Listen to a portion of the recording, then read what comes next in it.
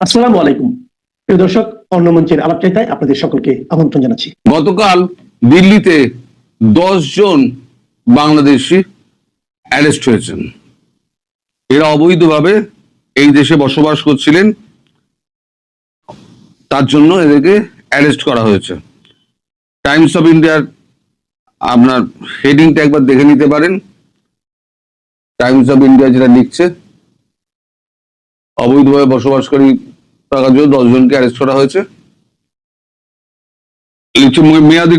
মেয়াদোত্তীর্ণ visa passport নিয়ে দেশে থাকার অভিযোগে 10 জন বাংলাদেশি আটক। ব্যাপারটা কি হয়েছে লিখে, যেটা বুলগেরিয়া চিকিৎসা পেতে যাওয়ার চেষ্টা করে সময়তে মেয়াদোত্তীর্ণ পাসপোর্ট এবং ভিসা নিয়ে ভারতে থাকার অভিযোগে দিল্লির বাইরে 10 জন বাংলাদেশিকে গ্রেপ্তার করেছে শুক্রবার পুলিশ জানিয়েছেন। শহরে অবৈধ বসবাসকারী বিদেশি নাগরিকদের শনাক্ত করার অভিযানের অংশ হিসেবে বিভাগের বিদেশি সেল এই অভিযান পরিচালনা করেছে। পুলিশ জানিয়েছে যে দলটি বৈধ কাগজপত্র ছাড়াই অবস্থানকারী ব্যক্তিদের খুঁজে বার করার জন্য যাচাইকরণ, অনুশীলন এবং গোয়েন্দা তথ্য সংগ্রহ করছে। 6 মার্চ পুলিশ খবর পায় সন্দেহভাজনরা ডিডিএ পার্কের কাছে পীরানগর চকের কাছে উপস্থিত থাকবে। পুলিশ ঘটনাস্থলে পৌঁছে এলাকায় নজর রাখে। সন্দেহভাজনরা পুলিশকে লক্ষ্য করে পালিয়ে যাওয়ার চেষ্টা করে তাদেরকে আটক করা হয়। এই যারা আটক হয়েছে তাদের নাম হচ্ছে ফারুক 39, মোহাম্মদ সাজিব, তার বয়স মোহাম্মদ সাজিব ফকির, তার বয়স হচ্ছে 29, সোহাগ মিয়া 26, শাহাবুদ্দিনের বয়স 36, মোহাম্মদ সিরাজুল ইসলাম 37, গোলাম রব্বানী 29, সজীব মিয়া 26, মোহাম্মদ জাহিরুল চৌধুরী 33, মোহাম্মদ আলমগীর হোসেন 30 এবং মোহাম্মদ আব্দুল কুদ্দুস 38। এই হচ্ছে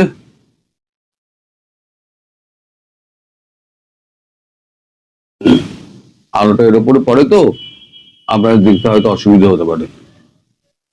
তো এই খবরটা এখনো পর্যন্ত পাওয়া গেছে। এদেরকে এখন জেল হাজত হবে নাকি সোজা এদেশ থেকে বিতরণ হবে সেটা এখনো পর্যন্ত আমরা জানতে পারিনি। তবে এটুকু জানতে পেরেছি, এই যে পুরো খোঁজ খবর, এই যে 1268 জনের যে তালিকা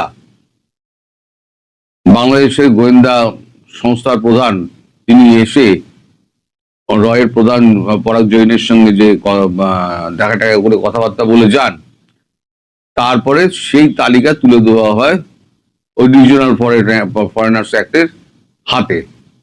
তারপর তাদের সঙ্গে যৌথভাবে ন্যাশনাল ইনভেস্টিগেশন এজেন্সি এই যৌথ অভিযান চালিয়েছে। যৌথ অভিযানে এরা, কারণ ফরেনার্স রিজিওনাল অ্যাক্টের যে অফিসার রয়েছে তারা শুধু শনাক্তকরণ করে, তাদের ল অ্যান্ড অর্ডার তাদের হাতে নেই।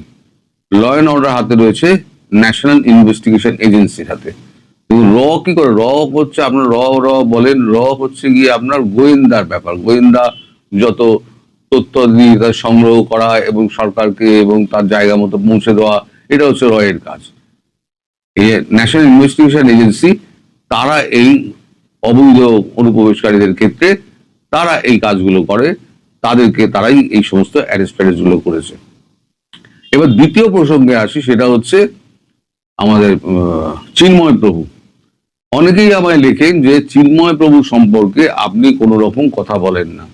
আমি কথা বলি না তা না, চিন্ময় প্রভু সম্পর্কে আমি বেশ কয়েকবার কথা বলেছি। এখন আমি আপনাদের পুরো ঘটনাটা বলছি। আজ পর্যন্ত ভারতীয় যে আপনার বিবৃতি যতগুলো আছে ততগুলোতে হিন্দু সম্প্রদায়ের কথা বলা আছে, কিন্তু বিশেষ করে একজন সাধুকে যেভাবে জেলে রেখে দেওয়া হয়েছে সে প্রসঙ্গে একটি বাক্য কি খরচ করা হয়েছে? খরচ করা হয়নি। আমি এই ব্যাপারে না, যখন চিন্ময় প্রভু যখন প্রথম অ্যারেস্ট হন তারপরেতে আমি বেশ কয়েকবার আমি কলকাতাস্থ এবং দিল্লির আমি ইসকনের অফিসে আমি যোগাযোগ করেছিল ওভার ফোন, কিন্তু যে কোনো কারণেই হোক না কেন তারা বিষয়টি এড়িয়ে গিয়েছেন। তারা বলেছেন না, এই ব্যাপারটা দেখবো। গতকালকেও আমাকে এক ভদ্রলোক লিখেছেন যে আপনি আপনার যত এপিসোড আছে সেখানে আপনি চিন্ময় প্রভুর ব্যাপারে কোনো কথা আপনি বলেন না। এখন এর ভেতরে কি আছে গুঁড়ো তথ্য আমি জানি না, কিন্তু ইসকনের আন্ডারে যে মন্দিরটা ওখানে আছে তার একজন হেড দীর্ঘদিন জেলে পড়ে রয়েছেন, অথচ ইসকনের এখানে যারা কর্তা ব্যক্তি আছে তারা না কেন্দ্রীয় সরকারকে কিছু বলছে, না বাংলাদেশি রাষ্ট্রদূতের সঙ্গে কথা বলছে, না বাংলাদেশের সেই ইসকনের সঙ্গে যোগাযোগ করছে। একটা অদ্ভুত একটা মানে নীরবতা বিরাজ করছে। সেটা কেন, এটা আমি কিন্তু ধরতে পারি না। ভেতরের ব্যাপারটা কি, এই সমস্ত সাধু সম্প্রদায়ের ব্যাপারে আপনারা বেশি নাক গলাতে আমাদের দেশে পারবেন না, কারণ এদের একটা আলাদা একটা জগৎ আছে, সেই জগতের মধ্যে আপনি ঢুকতে পারবেন না। আর আপনাকে যদি খোলসা করে না বলে, আপনি খুঁচিয়ে তাদেরকে কোনো তথ্য বার করতে পারবেন না। সেটা হচ্ছে সরকারি আইনের বাইরে, কারণ ধর্মীয় ব্যাপারে আপনি কোনো হস্তক্ষেপ বা জোরাজুরি করতে পারেন না। ফলে এইটা নিয়ে একটা যে সমস্যা যেটা তৈরি হয়েছে, সেটা কি করে মিটবে সেটা কিন্তু আমি জানি না, আমার জানার বাইরে আর কি। তবে আমি যোগাযোগটা করে যাচ্ছি। সেই ভদ্রলোক লেখার পরেতে আমি গতকাল রাত্রিবেলাও কলকাতা অফিসে ফোন করেছিলাম, ইসকনের কলকাতা অফিসে, কিন্তু সেই একই কথা। তবে তারা একটা কথা বলেছে, এতদিন বাদে একটা কথা বলেছে, এই ব্যাপারে আমরা, যেহেতু সরকার পরিবর্তন হয়েছে, এই ব্যাপারে আমরা কেন্দ্রীয় সরকারের সঙ্গে কথা বলবো এবং কেন্দ্রীয় সরকারকে হেল্প করার জন্য আমরা অনুরোধ জানাবো, যাতে চিন্ময় প্রভুকে যাতে মুক্তি দেওয়া হয়। এবার কেন্দ্র সরকার এবার হয়তো নিশ্চয়ই হয়তো বাংলাদেশ সরকারের সঙ্গে কথা বলে তার মুক্তির ব্যাপারে ব্যবস্থা করবে। এটা একটা একদম মানে সাম্প্রতিক যে গতকালের যে ঘটনা সেইটা বলছি, তার আগের ঘটনা যেগুলো হয়েছে সেগুলো আগে বললাম, যে দেখবো, হ্যাঁ এটা আচ্ছা আমরা ব্যবস্থা করে নেবো, এই ধরনের কথাবার্তা বলে এড়িয়ে যাওয়া হচ্ছিল। গতকালকে কিন্তু এড়িয়ে যাওয়া হয়নি, গতকালকে আমাকে যেটা বলা হয়েছে যে আমরা কেন্দ্রের সঙ্গে এই ব্যাপারে কথাবার্তা বলছি, যেহেতু এখন সরকার পরিবর্তন হয়েছে। এখন যতক্ষণ না পর্যন্ত চিন্ময় প্রভু এই মুক্তি পাচ্ছেন, ততক্ষণ পর্যন্ত আসল ঘটনা কিন্তু না আপনারা জানতে পারছেন, না আমরা জানতে পারছি। কারণ আমরাও সাধারণ মানুষ, আমরা খোঁজ খবর নিয়ে হয়তো আপনাদেরকে কিছুটা দিতে পারি, কিন্তু তার বাইরে আমাদের ক্ষমতা খুব একটা নেই। এবার ফিরে আসি আপনার বাংলাদেশি এদের ব্যাপারে। এদের এখন জেল হবে না এদেরকে ফিরিয়ে দেওয়া হবে, এ ব্যাপারে কিন্তু এখনো পর্যন্ত কিছু জানা যায়নি। এই 10 জনের বাইরেও কিন্তু আরো প্রচুর রয়েছে, এবং যে 1268 জন যারা পালিয়েছিল তাদের এখন এদের ব্যাপারে ইনভেস্টিগেশন চলছে। যাদেরকে ধরা হয়েছে তারা সত্যি বুলগেরিয়া যাওয়ার জন্য তারা চেষ্টা করছিল, নাকি ওখানে কোনো কুকর্ম করে এসে ওই 1268 লিস্টের মধ্যে এরা রয়েছে কিনা সেগুলো এখন মিলিয়ে দেখা হচ্ছে। ওই 1268 জনের যে লিস্ট দেওয়া হয়েছিল তার মধ্যে কিন্তু প্রত্যেকের নাম, ঠিকানা সবকিছু দিয়ে দেওয়া হয়েছিল। এবার তার সঙ্গে মিলিয়ে দেখা হবে, মিলিয়ে দেখিয়ে তারপরেতে হয়তো এমনও হতে পারে এর মধ্যে 2-4 জন হয়তো মানে এটা হতে পারে, মানে গন্ডগোলের লোক হতে পারে। তো গন্ডগোলের লোক যদি হয় তাদের জন্য আলাদা ব্যবস্থা, আর যারা এমনি বিনা পাসপোর্টে বিনা ভিসায় যারা এখানে রয়েছেন তাদের হয়তো সোজা একদম ওপারে চালান করে দেওয়া হবে। তাদের ক্ষেত্রে খুব একটা বিরাট একটা কিছু বড় ধরনের অ্যাকশন হয়তো তাদের ক্ষেত্রে নাও নেওয়া হতে পারে। তো আপাতত আজকে এই খবর। আজকে একটু বাদে নরেন্দ্র মোদীর সভা শুরু হবে, আমি তাই তাড়াতাড়ি আপনাদের এই খবরটা আমি করতে বসলাম, এবং নরেন্দ্র মোদীর সভাটা আমি সরাসরি দেখে তারপরে তো আপনার রাত্রিবেলাতে আপনাদের কাছে আমরা একটা ভিডিও প্রেজেন্ট করবো। এই মুহূর্তে আপনাদের সামনে কথা বলবো আওয়ামী লীগ ফেরার নতুন ছক নিয়ে। প্রিয় বন্ধুরা, যারা আওয়ামী লীগ করেন তারা কি গত 1.5 বছরে হতাশ হয়ে গেছেন? হতাশ হওয়াটাই স্বাভাবিক, কারণ বিগত 1.5 দশকের বেশি সময়ে যাবৎ প্রবল প্রতাপের সাথে সমাজে অবস্থান করেছেন, কিন্তু 24-এর একটা ঠুনকো আন্দোলনের নামে ষড়যন্ত্র, আন্দোলনের নামে রক্তপাত, জঙ্গি হামলায় প্রবল প্রতাপশালী আওয়ামী লীগের পতন ঘটে। একই সাথে আওয়ামী লীগের প্রত্যেকটি স্তরের নেতা কর্মীর সমাজ থেকে পতন ঘটে, বালির বাঁধের মতো ধসে পড়ে, যার কারণে হতাশ হওয়াটা খুব স্বাভাবিক।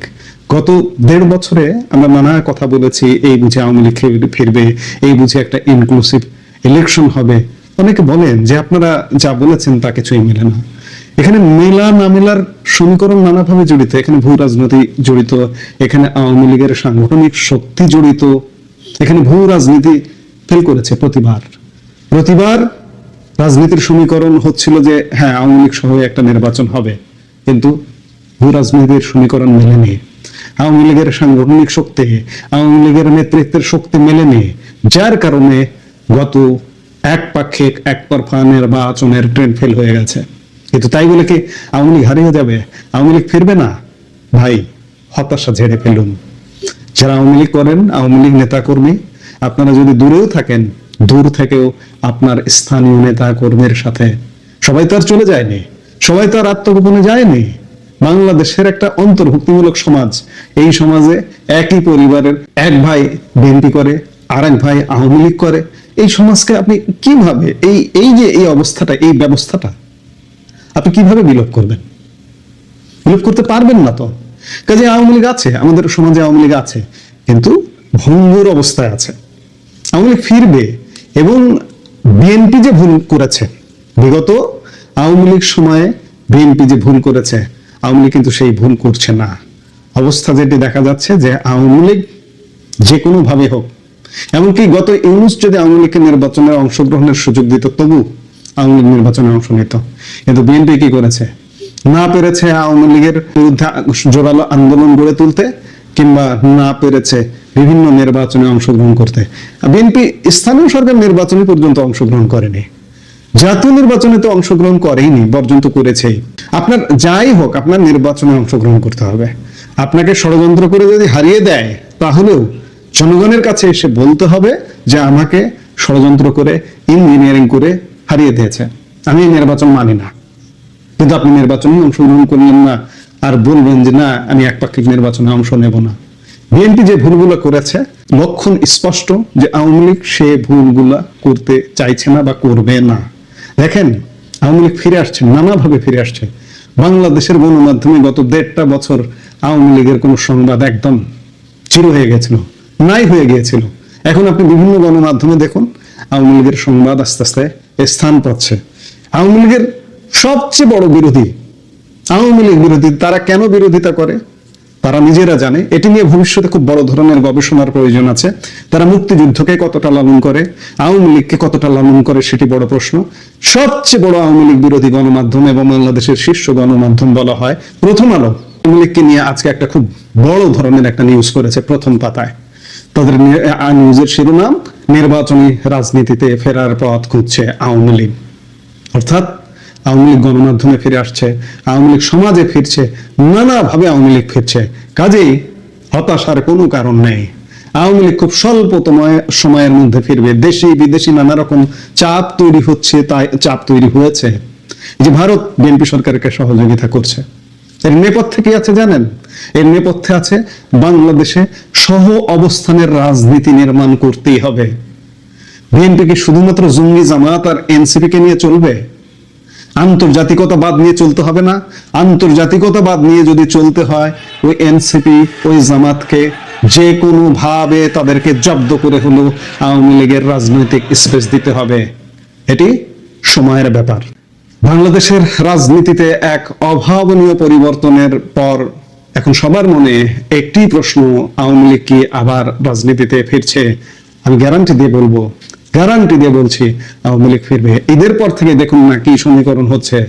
বিশেষ করে দলটির ওপর যখন কার্যত নিষেধাজ্ঞা